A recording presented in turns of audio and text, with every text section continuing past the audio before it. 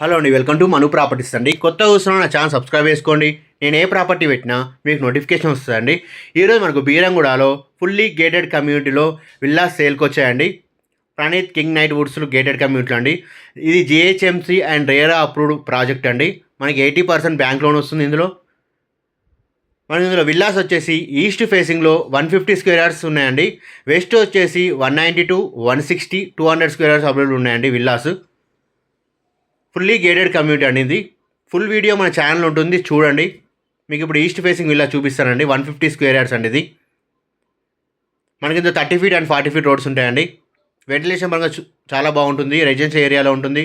మన బీరంగూడ కమాన్ నుంచి exactly 3.5 kilometre distance ఉంటుందండి.